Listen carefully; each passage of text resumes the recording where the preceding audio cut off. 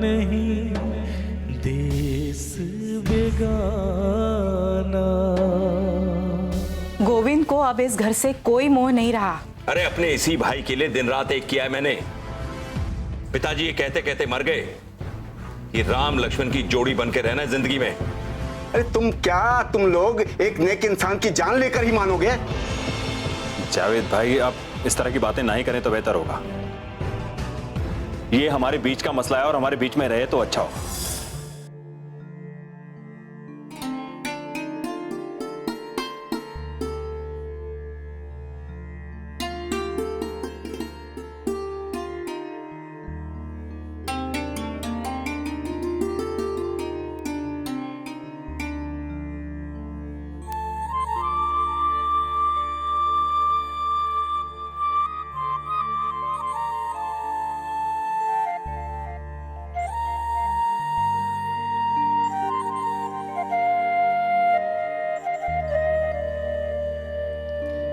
बाजू बंद खुल खुल जाए, बाजू बंद खुल खुल जाए, बाजू बंद खुल खुल जाए।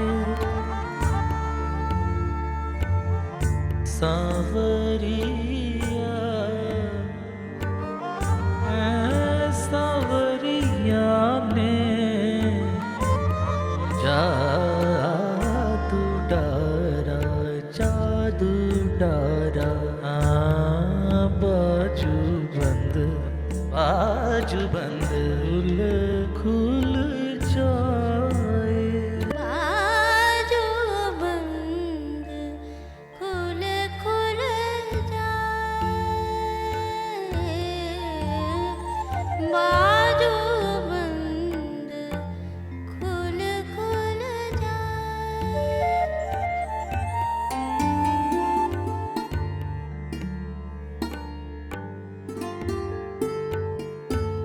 बाजू बंद खुल खुल जाए, बाजू बंद खुल खुल जाए, बाजू बंद खुल खुल जाए।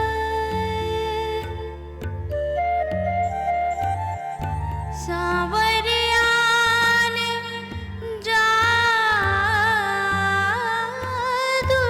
डारा, सांवरिया ने जादू डारा, जादू डारा।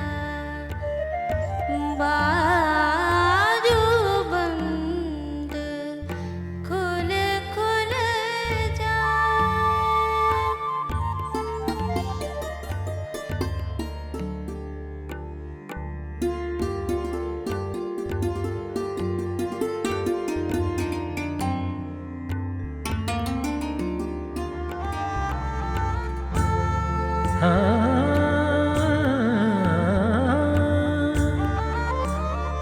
जादू की पुड़िया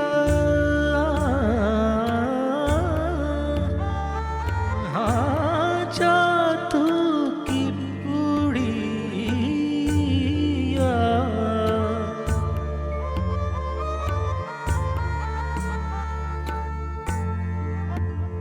जादू की पुड़िया भर भर मारे, भर भर मारे रे। का जाने वेद विचारा सांवरिया, सांवरिया ने सांवरिया ने जादू डारा जादू डारा रे। बाजू बंद खुल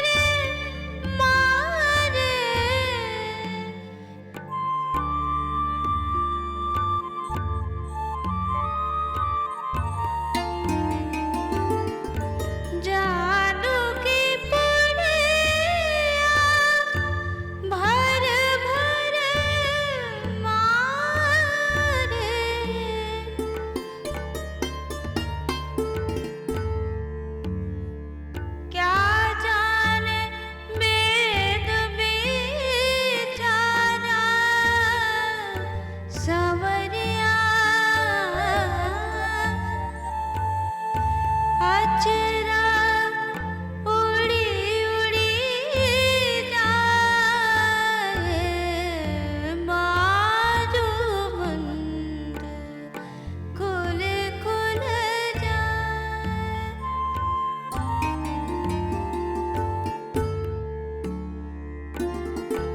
बाजू बंद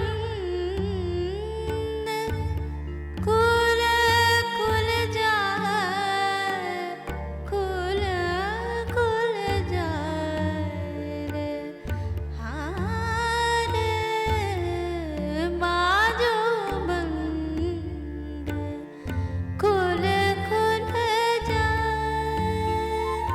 बाजू बंद खुल खुल खुल खुल खुल खुल जाए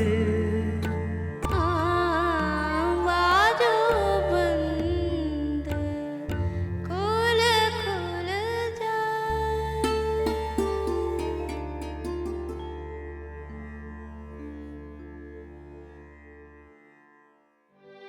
गोविंद, तुम एक कलेक्टर तो बने, लेकिन एक अच्छे इंसान नहीं बन पाए। और गोविंद, बताओ तुम्हारा क्या हाल है? तुम क्यों? मुझे देखकर पसीने क्यों छूट रहे हैं तुम्हारे? अरे भाई, तुम तो इतना पढ़ लिख कर भी अनपढ़ ही साबित हुए। ऐसा क्या कर दिया मैंने, ये तुम मुझसे पूछ रहे हो? मुझसे कुछ नहीं छिपाया गोविंद। मैं तुम्हारी आत्मा की आवाज हूं, वो आवाज जो सच्चाई का गला नहीं घोटती है। तुम दुनिया से लाख छिपाओ, लेकिन मुझसे कुछ नहीं छिपा सकते। तुम कहना क्या चाहते हो? यही कि तुम एक खुदगर्ज इंसान हो। जिस भाई ने तुम्हारी जिंदगी संवारी, तुम उसी के दुश्मन बन गए। लेकिन मैंने ऐसा क्या किया? तो फिर तुम्हारी आंखों में ये शर्मिंदगी कैसे? बोलो गोविंद, बोलो ना। चुप क्यों? हालात ही कुछ ऐसे थे, मैं चाहकर भी कुछ नहीं कर पाया। यही बात तुम मेरी आंखों में आंखें डालकर बोलो। बोलो गोविंद। गोविंद, तुम झूठ बोल रहे हो। अगर तुम चाहते तो कुछ भी गलत नहीं होता। वो भाई तुम्हारे भाई ने तुम्हें सच्चाई और ईमानदारी की राह दिखाई हमेशा। लेकिन तुम वही थे ना जिसने उस नेता भैया जी के हाथों रिश्वत ली। अरे हर कोई पैसा कमाना चाहता है, और मैं भी चाहता हूं, सुविधा चाहता हूं, तो इसमें बुरा क्या है? तो मान लो ना कि तुम बेईमान हो। तुमने बेईमानी के पैसे से अपनी और अपनी बीवी की जिंदगी संवारनी चाहिए। तुमने अपने परिवार के आदर्शों की आहुति दी। अरे तुम तो पंडित शिवशंकर पांडे के भाई कहलाने लायक ही नहीं रह गए। बकवास बंद करो। मैं तुम्हारी कोई बकवास नहीं सुनना चाहता हूं। चुप हो जाओ और चले जाओ यहां से। सुननी पड़ेगी तुम्हें। क्या तुम्हारे भाई ने इसी दिन के लिए तुम्हें कलेक्टर बनाया था कि तुम पैसे के आगे बिक जाओ? और तुमने तो अपने पिता को दिया वो वचन भी भुला दिया, और वो घर छोड़कर भी चले आए। और आज उसी घर के टुकड़े करना चाहते हो। उस घर पर मेरा हक है। किस हक की बात कर रहे हो गोविंद? यह हक है जिस भाई ने तुम्हें अपने बच्चों का पेट काट कर पढ़ाया, लिखाया और काबिल बनाया, तुम्हारी हर ख्वाहिश को पूरा किया। क्या उसका तुम पर कोई हक नहीं है? और तुमने अपनी मां समान भाभी को भी भुला दिया। तुम एक खुदगर्ज और एक बेगैरत इंसान हो। तुमने अपनी आत्मा की हत्या की है। तुम्हारी इसी झूठी अकड़ पर मुझे हंसी आ रही है गोविंद। चुप हो जाओ, चुप हो जाओ, मुझे नहीं सुनना। चुप हो जाओ। खामोश, खामोश, खामोश।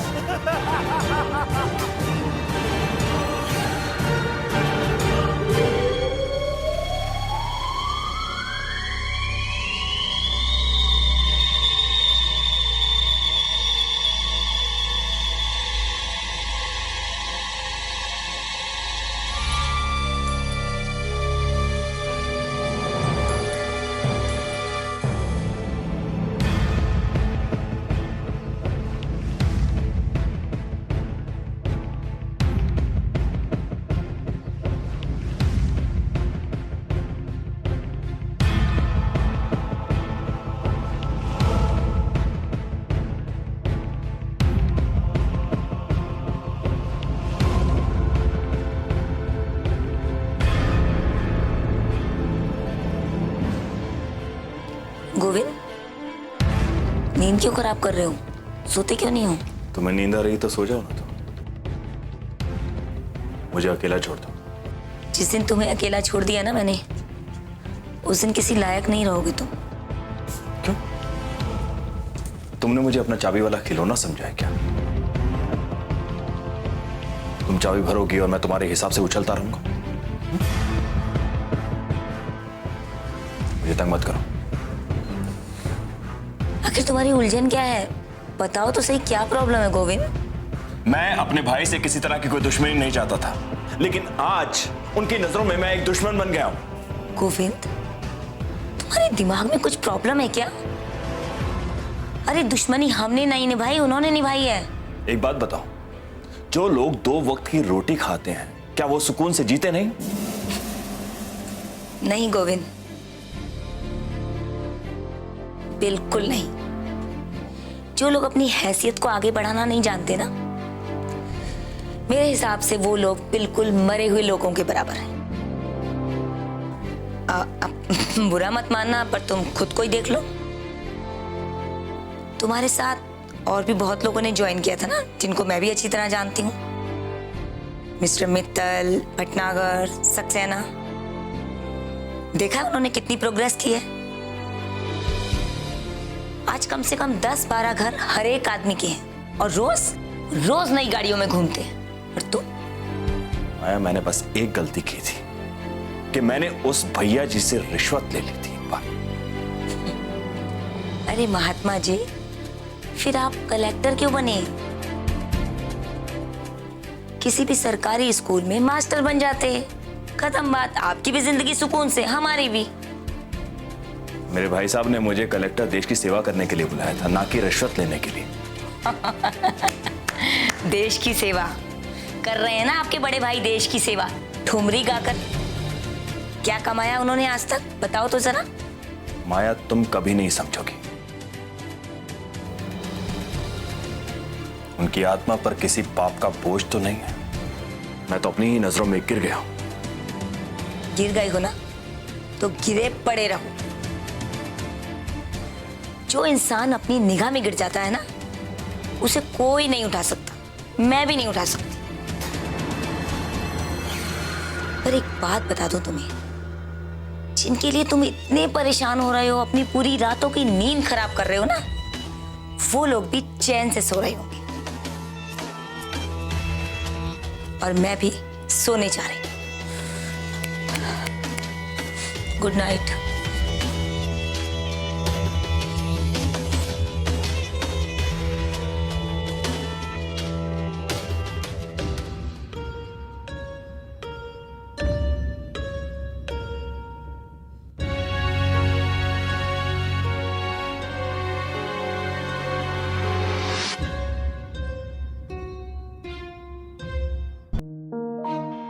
जिस घर के दरवाजे से, जिस घर से आप हमें निकाल रहे हैं ना, उस घर पर हमारा भी उतना ही हक है जितना आपका। वो हक तो तुम लोगों ने उसी दिन खो दिया था, जिस दिन वो भ्रष्ट मंत्री भैया जी अपनी बेईमानी की कमाई लेकर इस घर में आया था। तुम एक खुदगर्ज इंसान हो। जिस भाई ने तुम्हारी जिंदगी संवारी, तुम उसी के दुश्मन बन गए। गोविंद, यही बात करने के लिए तुम इसे अपने साथ लेकर आए हो? ये जो कह रही हैं, इसमें तुम्हारी भी सहमति है क्या? हाँ भैया, हम यही कहने आए थे। तो मान लो ना कि तुम बेईमान हो। तुमने बेईमानी के पैसे से अपनी और अपनी बीवी की जिंदगी संवारनी चाहिए। तुमने अपने परिवार के आदर्शों की आहुति दी।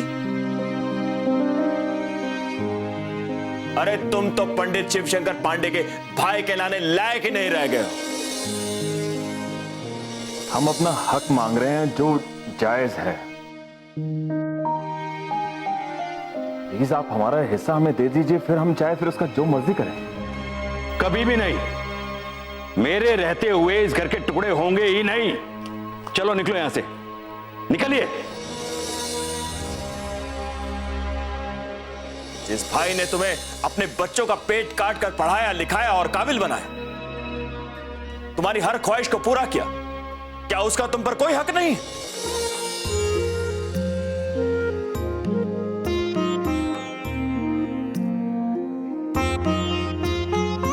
बुरा जो देखन मैं चला, बुरा न मिलिया कोई, जो दिल खोजा अपना, मुझसे बुरा न कोई, बुरा न मुझसे कोई। कहे कबीरा, कहे कबीरा, कहे कबीरा सुनो, कहे कबीरा, कहे कबीरा, कहे कबीरा सुनो।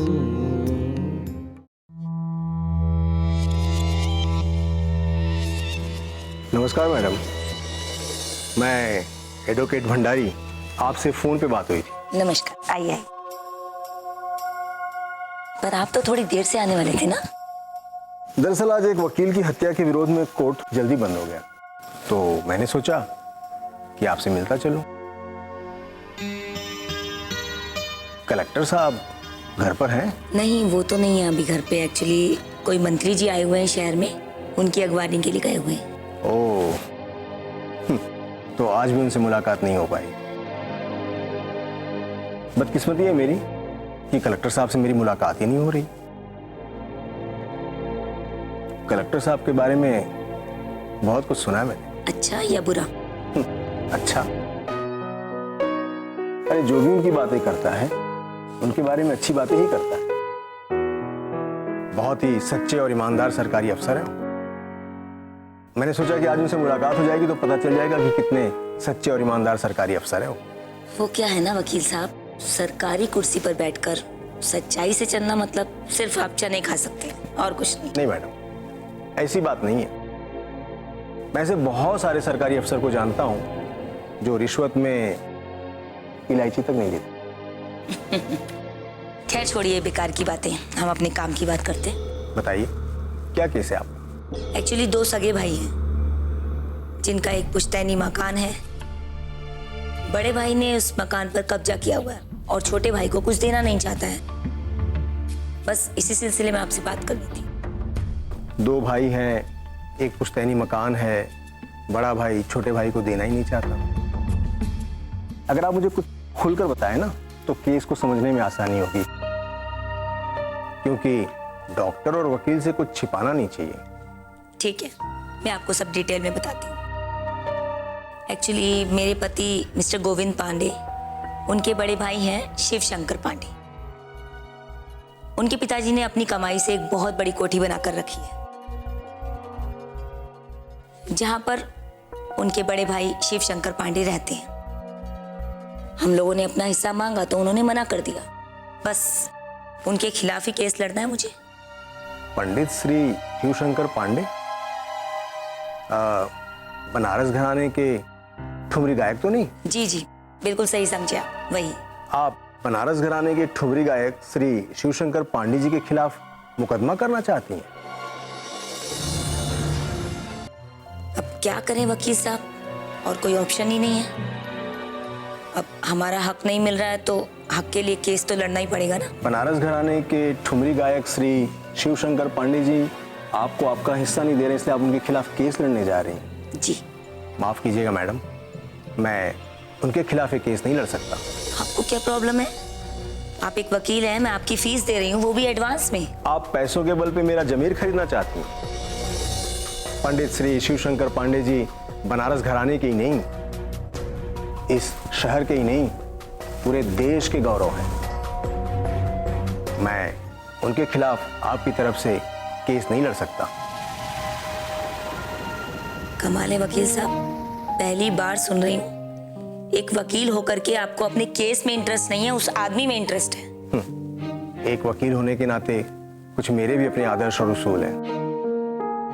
माफ कीजिएगा, मैं उनके खिलाफ केस नहीं लड़ सकता।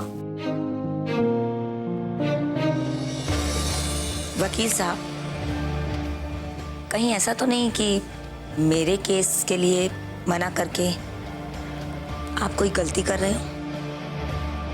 ऐसा ना हो कि कुछ समय बाद मुझे आपका ये काला कोट उतरवाना पड़े। मैडम जी, जब मेरी आपसे फ़ोन पर बात हुई थी तो मैंने आपसे कहा था कि पिछले 20 साल से मैं वकालत कर रहा हूँ और आज तक एक भी केस हारा नहीं हूँ।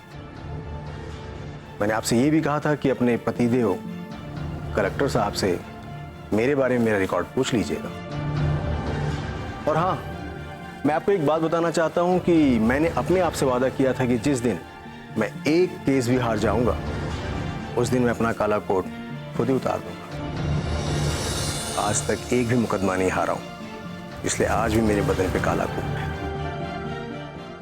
और आप मेरा काला कोट उतारना चाहते हैं। मैडम, जो मुझे सही लगा वो मैंने आपसे कहा, जो आपको ठीक लगे वो आप कीजिए। नमस्ते।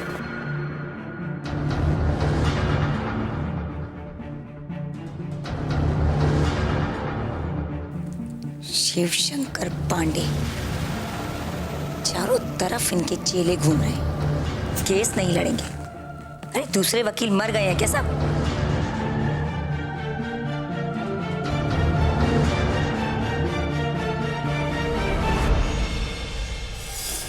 गोकुल ढूंढे,